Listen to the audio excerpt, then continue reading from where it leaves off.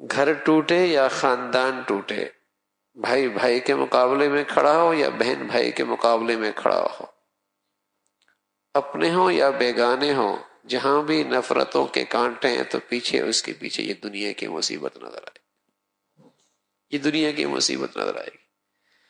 غم دیکھیں تو دکھ دیکھیں، غم دیکھیں دکھ دیکھیں، ڈپریشن دیکھیں تو پریشانیاں دیکھیں تو ایسا لگتا ہے تھوڑی سی دنیا چلی جائے، اس سے ساری دنیا ہی چلی گئی۔ ہر شخص اس دنیا کے ارد گرد زندگی گزار رہا ہے، چلے جانے پر بہت مطمئن ہے، ذرا سی کمی آ جائے تو بس زندگی ختم ہو گئی۔ مقصود اور مطلوب زندگی کے جینے کا یہ دنیا بن چکی ہے۔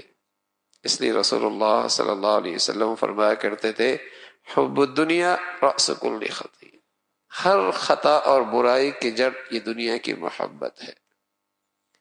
کوئی اس لیے نہیں رہتا کہ میرے بچوں کا دین، میری دینی زندگی، میری آخرت، میری کل کی زندگی، اس پہ کوئی نہیں دکھی، اس پر دکھی کوئی نہیں۔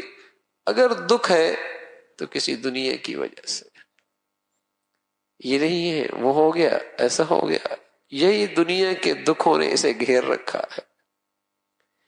اور خود اللہ کا نبی امام الانبیاء ہیں، محمد الرسول اللہ ہیں، اس کائنات میں اللہ کے پیارے اس سے بڑھ کر کوئی ہے نہیں۔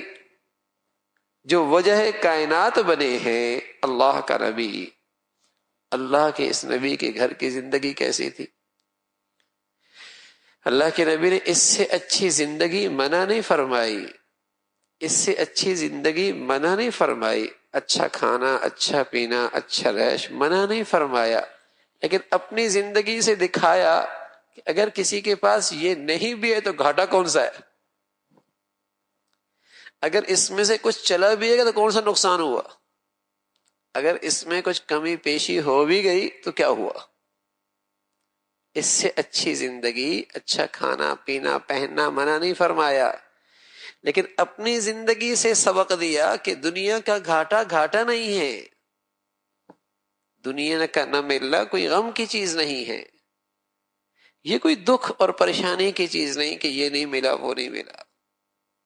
اگر یہی چیز اللہ کی رضا کی علامت ہوتی تو انبیاء علیہ الصلوۃ والسلام کے پاس محمد رسول اللہ بہت کچھ ہو۔